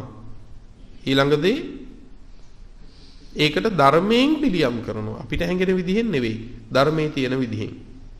කලබල වෙන්න එපා. රාගයක් එන්න පුළුවන්. සමහර විටකදී ඒ රාගයේ ක්‍රියාත්මක වෙලා තියෙන්නත් පුළුවන් ඔය ඇත්තවතින්. ද්වේෂයක් එන්න පුළුවන්. ඒ ද්වේෂෙන් අකුසලයක් කෙරිලා තියෙන්නත් පුළුවන් මේ වෙලාව වෙනකොට. එහෙම වෙච්ච දේවල් නැද්ද? තියෙනවනේ. ඉතින් දැන් ඒ ගැන දුක් වෙන්න එපා. දැන් තැවෙන්න එපා පින්නත් ඒ ගැන. ඔබට කරන්න තියෙන්නේ ඒක වරදක් කියලා දැන් තේරෙනවා නම් මම මේක ධර්මයෙන් තේරුම් ගත්ත තැන ඉඳලා මම ඒ වරදින් මිදිච්ච කෙනෙක්. gedara හිල් වෙලා වහලෙන් වතුර වැටෙනවා කියන්නකො වැස්සට. ඔබ මොකද කරන්නේ? මොන කරදරයක්ද කියලා gedara පෙරලනවා. gedara පෙරලනවද? නැහැ. එහෙනම් මොකද කරන්නේ? පළවෙනි පියවර තෙමන තැන අඳුනා ගන්න ඕන. තෙමන තැන අඳුනා ගන්න ඕන. දෙක මොකද කරන්න ඕන? ඊට පස්සේ පිළියම් කරන්න ඕන. ඒකට ගේ පෙරලලා හරියන්නේ නැහැ. සමහරු අතින් රාගෙන් තෙමිලා, ද්වේෂයෙන් තෙමිලා, අකුසලුත් කෙරිලා අනේ මම මහ පව්කාරයෙක් කියලා ගේ පෙරලා ගන්න එපා. හරි? ඒක පෙරලා ගන්න එපා. ඇයි ඒ? තෙමුණ තැන තේරෙනවා නම් පින්වත්නි ඒකට පිළියම් කරගන්න. බුදුහාරෝ ඒකට ක්‍රම කියලා දීලා තියෙනවනේ අපිට. වංගී සහාමුදුරුව මොකද කළේ? ආනන්ද හාමුදුරන්ට මේක හංගන්න නැතුව කිව්වා. කාම රාගේන ඩයිහාමි චිත්තං මේ පරිඩයිහති සාදු නිබ්බාපනං බ්‍රෝහි අනුකම්පාය ගෝතම. ගෞතමයන් වහන්සේ ආනන්ද හාමුදුරන්ට කියන්නේ ගෞතම ගෝත්‍රයේ නිසා. ගෞතමයන් වහන්සේ කාම රාගේන ඩයිහාමි, කාම රාගෙන් මම පිච්චෙනවා කිව්වා. චිත්තං මේ පරිඩයිහති, මගේ හිත මුළුමනින්ම හාත්පසින්ම ඇවිලෙනවායි කිව්වා. සාදු නිබ්බාපනං බ්‍රෝහි අනුකම්පාය ගෝතම, අනුකම්පා කරලා ගෞතමයන් වහන්සේ මේ ගින්න නිවා ගන්න මට ක්‍රමයක් කියලා දෙන්න කිව්වා. ඔන්න දක්ෂකම. මොකද්ද? තමන්ට ආපු මේ අකුසල සිත දුරු කර ගැනීමට සුදුස්සාගෙන් හංගන්නේ නැතුව අවවාද ලබන්න ඕන. ආනන්ද හාමුදුරුවෝ ඒ වෙලාවේ උත්තර දෙනවා ක්‍රමය. මොකද්ද? දීර්ඝයි දේශනාව. ආනන්ද හාමුදුරුවෝ කියනවා පින්නත් ප්‍රධාන දේ සංඥාය විපිරියේසෝ චිත්තං තේ පරිඩයිහති. ඔය සිත ඇවිලෙන්නේ වෙන එකක් හින්දා නෙමෙයි, සංඥාව විපරීත වෙච්ච හින්දා. අසුබ දේ සුබ සංඥාවෙන් ගත්තු හින්දා. ඒක හදාගන්න කිව්වා. කොච්චර ලස්සනයිද බලන්නකෝ පින්නත් නේ. කොච්චර ලස්සනයිද. එතකොට වංගී සහමුදුරවන්ට ඒ රාගය එහෙම ඇති වුණා. හැබැයි ඔය කියන ආනන්ද හාමුදුරුවෝ ඒ වෙනකොටත් සෝවාන් වෙලා විතරයි හිටියේ. ආනන්ද හාමුදුරුවෝ රහත් උනේ පින්වත්නි ඊයේ රාත්‍රියේ වගේ දවසක. නේද පින්වත්නි? එතකොට ආනන්ද හාමුදුරුවෝ සෝවාන් වෙලා විතරයි. සෝවාන් වෙච්ච උතුමන් වහන්සේ නමකගේ කාමරාග දුරු වෙලා නැහැ. හැබැයි කාමරාග දුරු වෙලා නැතත් ආනන්ද හාමුදුරුවන්ට අවුරුදු 25ක බුද්ධෝපස්ථාන ජීවිතයේ රාග සිතක් කාම සිතක් ඉපදිලවත් නැහැ කිව්වා. එහෙම සිතක්වත් ඇති වෙච්ච බවක් දන්නේ නැහැ කිව්වා. මොකක් නිසාද? බුදුරජාණන් වහන්සේම අරමුණු කරගෙන පවත්වපු සිත. බුදුරජාණන් වහන්සේම අරමුණු කරගෙන මේ සිත පවත්වනකොට ඒකට අර අකුසල් සිතට එන්න ඉඩක් නැහැ. ඔන්න බලන්නකො පින්නත්නි හදාගත්තු රැකවරණේ. ඉතින් ප්‍රතිපදාව සුවදායක වුණා උන්වහන්සේට. ඒ නිසා උන්වහන්සේගේ රාගයෙන් මේ අත ඇද්දේ නැහැ. අන්තප්පුරේ බණ කියන්න ගියා උන්වහන්සේගේ හිත පෙරළුනේ නැහැ. කොච්චර ලස්සනයිද බලන්නකො නේ පින්නත්නි. මේ බුද්ධ දේශනාවේ මේ කරුණු ගලපා ගත්තම හරි පහසුයි පින්වත්නි. මේක තේරුම් ගන්න අමාරු නෑ. එතකොට සැප සහිත වෙන්නේ එහෙනම් ප්‍රතිපදාව රාග ద్వේෂ මෝහ තුනී වෙච්ච තරමටයි. රාග ద్వේෂ මෝහ තුනී වෙච්ච තරමට. ඊළඟට වහා ධර්මය අවබෝධ කරන්න පුළුවන් වෙන්නේ මොකක් නිසාද? ඉන්ද්‍රිය ධර්ම වැඩිච්ච තරමට. ඉන්ද්‍රිය ධර්ම වැඩිච්ච සද්ධා විරිය සති සමාධි ප්‍රඥා. හොඳයි. ඔය ඉන්ද්‍රිය ධර්මයන් දැන් සද්ධා කියලා එකක් තියෙනවනේ. සද්ධා කියන ඉන්ද්‍රිය ධර්මයේ කොතැනකද වැඩෙන්න ඕන?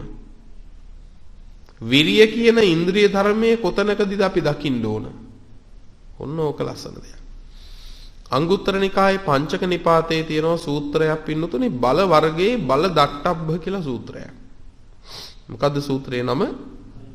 බල දට්ටබ්බ සූත්‍රය. මේ බලයන් දැක්ක යුතු කොතනද කියලා අහන්නේ. බලයන් දැක්ක යුතු කොතනද? දැන් උදාහරණයකට මෙහෙම. හාමුදුරුවෝ නම් දැක්ක යුතු පන්සලේදීනේ. එහෙම නේද?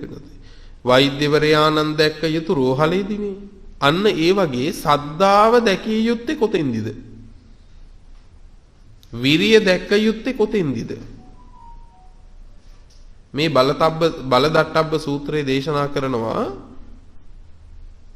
පින්වත්නි කත්තච භික්කවේ සතීන්ද්‍රියං මේ සද්දින්ද්‍රියං දට්ටබ්බං මහණෙනි කොතැනකද සද්ධා ඉන්ද්‍රිය දැකිය යුතු?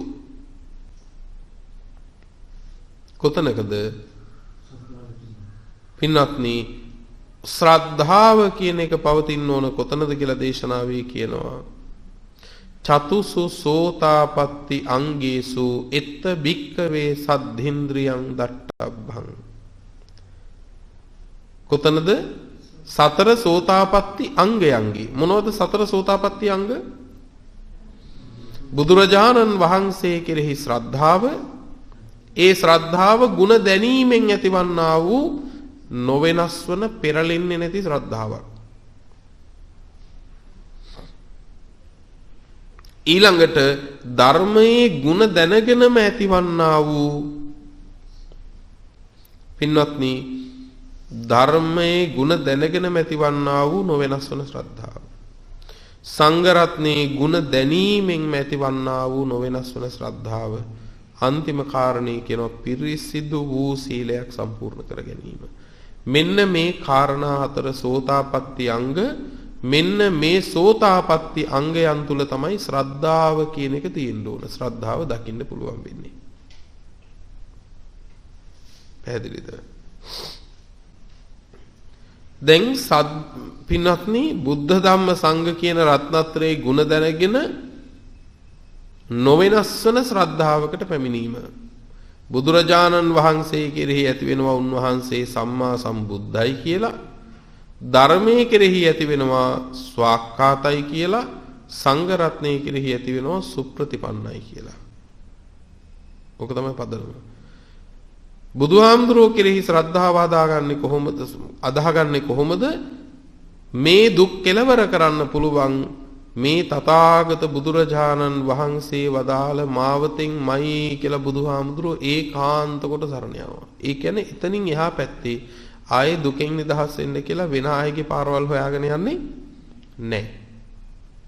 ධර්මයේ කෙරෙහි ඇති වෙනවා මේ ධර්මයෙන්ම තමයි මේ දුක කෙලවර කරගන්න පුළුවන්. ඒ නිසා වෙන වෙන අයගේ වෙන වෙන ධර්මයන් හොයාගෙන යන්නේ නැහැ. එහෙම දුක් කෙලවර කරගත්තු බවට සාක්ෂි තියෙනවා සංඝ රත්නයේ සුප්‍රතිපන්නයි. උන්වහන්සේ පිළිවෙත් පුරලා සසරෙන් ගැලවුණා කියලා සාක්ෂියක් තියෙනවා. ඒ ධර්මයෙන් ගැලවිච්ච බවට. ඉතින් ඔය ටික පින්වත්නි මනාව පිහිටනකොට සෝවාන් වෙච්ච ශ්‍රාවකයාගෙන් අර අකුසලයේ කෙරෙන්නේ මොකද්ද? ඔන්න එකට එක ගලප ගන්න. සෝවාන් වෙච්ච ශ්‍රාවකයාගෙන් කෙරෙන්නේ නැති හයක් තියෙනවනේ. ආනන්තරීය කර්ම 5යි. අන්තිම එක අන්‍ය ශාස්ත්‍රූවරේ හොයාගෙන යන්නේ. ඇයි අන්‍ය ශාස්ත්‍රූවරේ හොයාගෙන යන්නේ නැත්තේ? මේ බුදුරජාණන් වහන්සේ සරණ ගියපු එකෙන්මයි දුක් කෙලවර කරගන්න පුළුවන් කියලා එයා අදහීමට පැමිණිලා ඉවරයි. මේ ධර්මයෙන්මයි දුක කෙලවර කරගන්න පුළුවන් කියලා සෝවාන් වෙච්ච ශ්‍රාවකයා ධර්මය දැකීමෙන් පින්වත්නි දන්නවා. දැන් දැකීමෙන් දන්නවා මේ ධර්මයෙන්ම තමයි ඊතුරු දුක් කෙලවර කරගන්නත් පුළුවන් කියලා.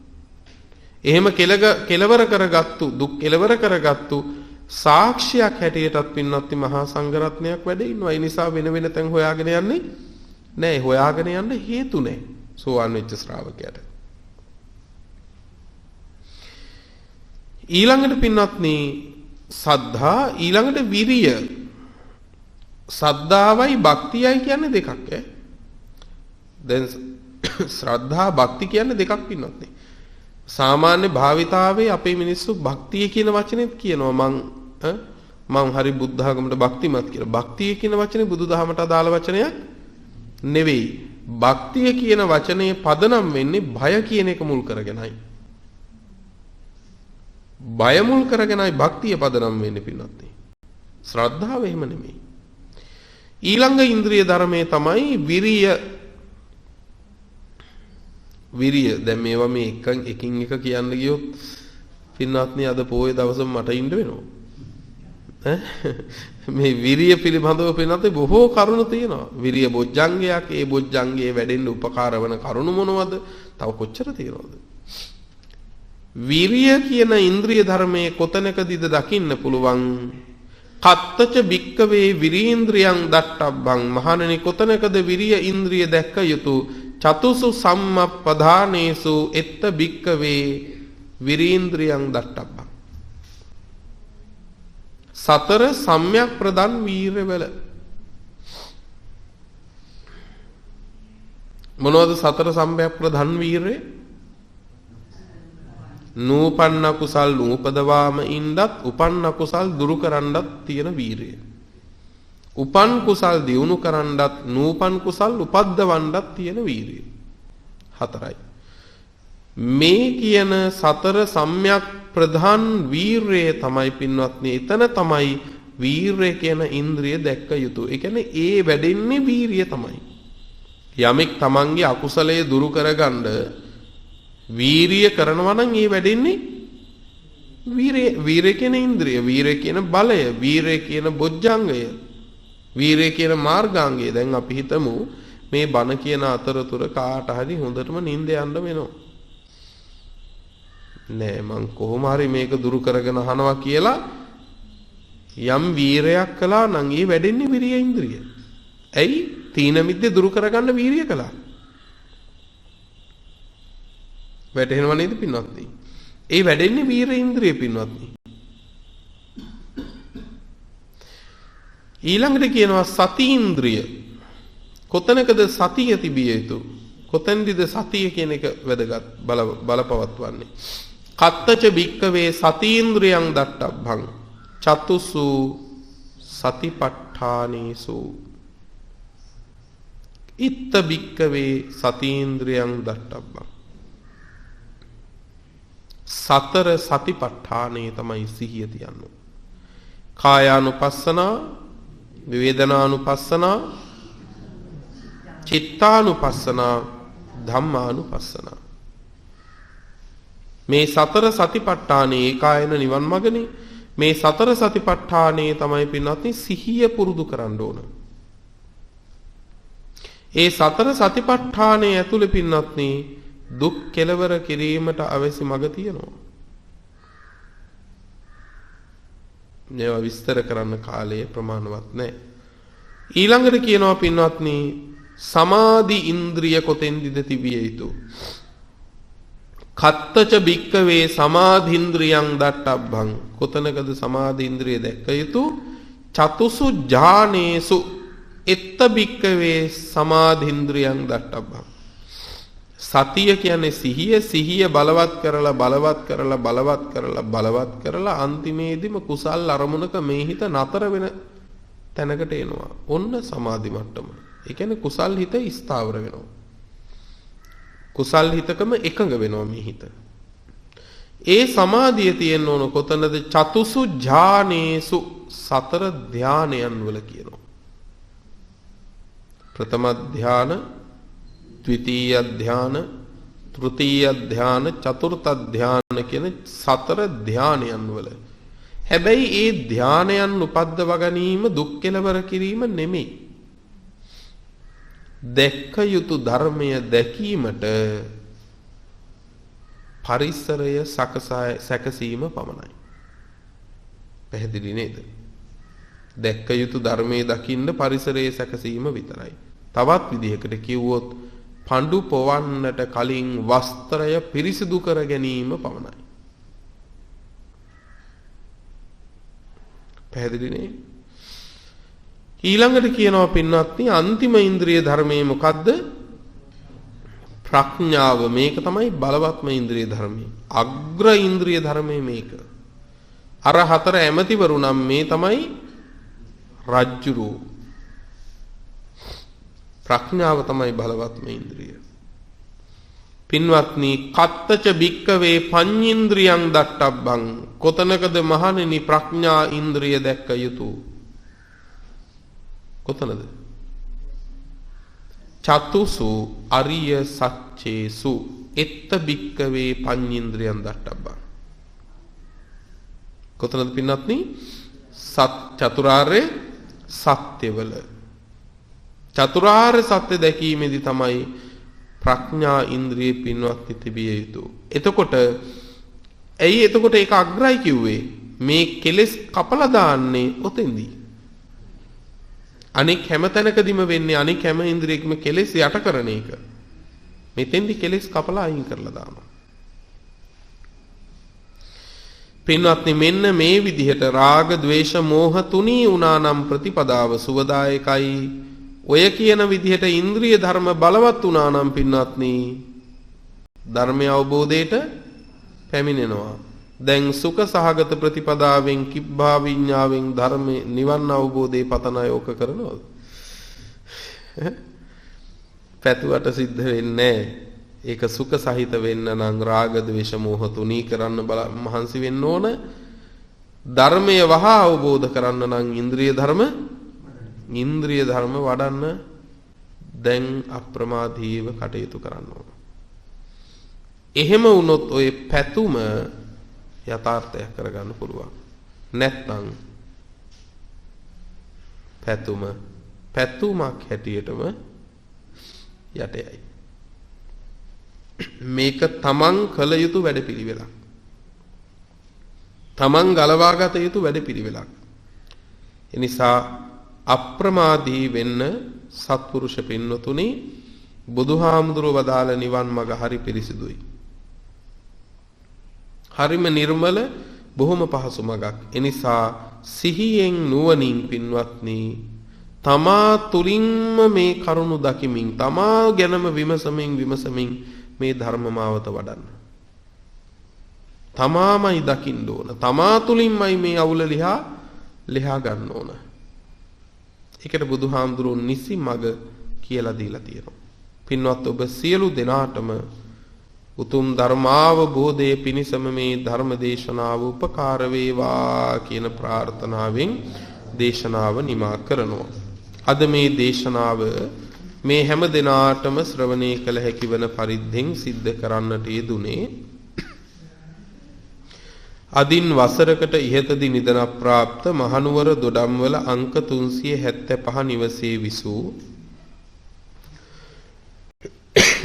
පින්වත් ජයමාලනී යටිවැල්ලේ මෑණියන්ට පින්පෙත් අනුමෝදන් කරලීම පිණිසත් වසර 5කට පෙර එම නිවසේ සිටම නිදන ප්‍රාප්ත සී.බී. යටිවැල්ලේ පියාණන්ටත් පින් අනුමෝදන් කරලීම පිණිස දේශකයාණන් වහන්සේට නිදුක් නිරෝගීව චිරාත් කාලයක් ධර්ම ප්‍රචාරයේ සඳහා ශක්තිය ධෛර්ය ලැබේවා කියලා ප්‍රාර්ථනා කරනවා. මහනුවර වජිරාරාම වාසී ලේකකාධිකාරී නායක මාහිමියන් වහන්සේ ප්‍රධාන සියලුම ස්වාමින් වහන්සේලාට නිදුක් නිරෝගී සුවත් ලැබේවායි ප්‍රාර්ථනා කරනවා. අද දින පෙහෙවස් සමාදන් වූ සියලුම උපාසක උපාසිකාවන්ටත් නිදුක් නිරෝගී සුව ප්‍රාර්ථනා කරනවා. රට වෙනුවෙන් දිවිදුන් සහ සේවයේ නියුතු සියලු රණවිරුවන්ටත් පින් දෙමින් ආශිර්වාද කරමින් මේ උතුම් ධර්ම දානය සිද්ධ කරන්නට යෙදුනේ ජයමාලිනී යටිවැල්ලේ මෑණියන්ගේ සහ පියතුමන්ගේ පින්වන්ත දූ දරුවන් සහ මුණුපුරු මිනිබිරියන් පිරිස විසින් පින්වත්නි රැස් කරගත් උදාාරතර වූ කුසල් සම්පත්ති පළමු භාගය නිදන ප්‍රාප්ත ජයමාලනී යටිවැල්ලේ මෑණියන්ටත් සී.බී. යටිවැල්ලේ පියාණන්ටත් අපි අනුමෝදන් කරමු. ඒ දෙපළ ඇතුළු නමින් මිය ගිහින් පින් බලාපොරොත්තු වන සියලු ඥාතීන්ටත් මේ පින් ලැබේවා. ඒ හැම දිනාගේ භවගාමී ජීවිත සැපවත් වේවා. ප්‍රාර්ථනා කරන බෝධීන් සුවසේ මුදුන්පත් කොටගෙන නිවනින් සැනසීමට පත්වෙත්වා කියලා සාදු කියලා පින් අනුමෝදන් කරමු. ඒ වගේම මේ විහාර පරපුරේ වැඩහිඳ අපවත් වී වදාළ මේ රටේ ඊ타ම ශෝභා සම්පන්න පැවිදි දිවියක් ගත කළ සංඝ නේත්‍රුන් වහන්සේලාට සංඝ පීත්‍රුන් වහන්සේලාට අපි මේ අත්‍යුත්තම පින් අනුමෝදන් කරමු. උන්වහන්සේලාගේ ඒ උතුම් වූ පරමාදර්ශයයි අද මේ විහෙර විහාර තුලින් අපි දකින්නේ. ඒ නිසා උන්වහන්සේලාටත් මේ විහාරයේ අතීත දායකත්වයේ ධර්මයෙන් ඉඳලා මිය පරලොව ගිය හැම දිනාටත් මේ පින් අත් වේවා ලැබේවා. ඒ හැම දිනාටද මේ පින් අනුමෝදන් වී දුකින් මිදී නිවනින් සැනසීම ලැබේවා කියලා සාදු කියලා පින් අනුමෝදන් කරමු. ඒ වගේම උතුම් ධර්ම දානමය පින්කම කළ යටිවැල්ලේ පවුලේ දූ දරුවන් මුණුබුරු මිනිබිරියන් ආදී කොට සෑම සියලු සත්පුරුෂයන්ටත් මේ පින් කුසල් ආශිර්වාදයක් වේවා. හැම දිනාගේ යහපත් පැතුම් මිටු වේවා. යහපත් කටයුතු සඵල වේවා. ගුණ පිළිවෙත් සම්පූර්ණ වේවා. ඒ පින්වත් හැම දිනාටත් ධර්ම ශ්‍රවණය කළ ඔබ සියලු දෙනාටත් නිදුක් නිරෝගී චිරජීවනයක් වේවා. බුද්ධාදී උතුමන් නිවුණු සැනසුණු අමා මහ නිවන මේ කුසල බලයෙන් අපටත් ලැබේවා කියලා සාදු කියලා ප්‍රාර්ථනාවන් ඇති කර ගනිමු. ලොව සසුන සුරකින්න සියලු දිව්‍ය රාජ මණ්ඩලයටත් මේ පින් කුසල් ලැබේවා. ශාසන ප්‍රතිපදාවේ දෙවියෝද අප්‍රමාදී වෙත්වා. උතුම් වූ නිවනින් දෙවියෝද සැනසෙත්වා කියලා සාදු කියලා දෙවියන්ටත් පින් අනුමෝදන් කරමු. ආකාසට්ඨා ච බුම්මට්ඨා දේවා නාග මහිද්దికා පුඤ්ඤං තං අනුමෝදිත්වා චිරං රක්칸තු ලෝක සාසනං චිරං රක්ඛන්තු ධම්ම දේශනං චිරං රක්ඛන්තු ත්වං සදා. පුරා අවුරුදු 25ක් ලෝතුරා සම්මා සම්බුදුරජාණන් වහන්සේ ළඟ ඉඳලා උන්වහන්සේට සියාතින් උපස්ථාන කළ අග්‍ර උපස්ථායක වූ මහා පිං ඇති ආනන්ද මහරහතන් වහන්සේ පින්වතුනේ මෙහෙම ප්‍රාර්ථනාවක් කළා. දස බල සේලප්පභවා නිබ්බාන මහා සමුද්ද පරියන්තා අට්ඨංග මග්ග සලිලා ජින වචන නදී චිරං වහතු. දස බල බුදුරජාණන් වහන්සේ නම් මහ පර්වතය මුදුනින් හටගත් අමා මහ නිවන නම් මහ සයුර කෙළවර කොට ඇති ආර්ය අෂ්ටාංගික මාර්ගය නම් සිසිල් දිය පිරුණු ඒ උතුම් තථාගත බුද්ධ වචනය නම් වූ ගංගාව අපමණ සත්වයින්ගේ අනන්ත සංසාර දුක්ගිනි නිවාලමින් තව බොහෝ කල් ගලා බසේවා.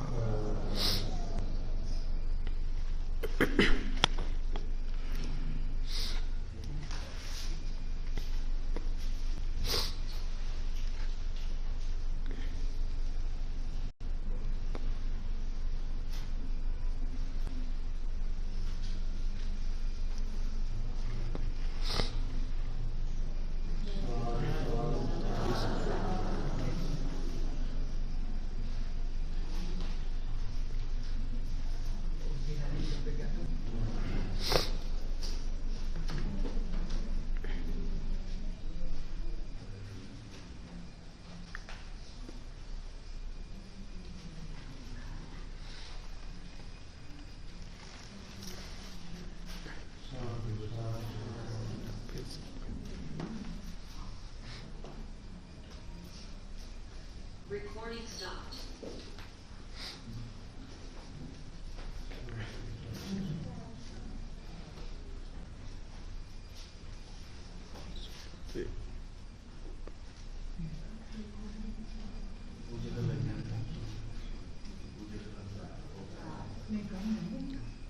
Super.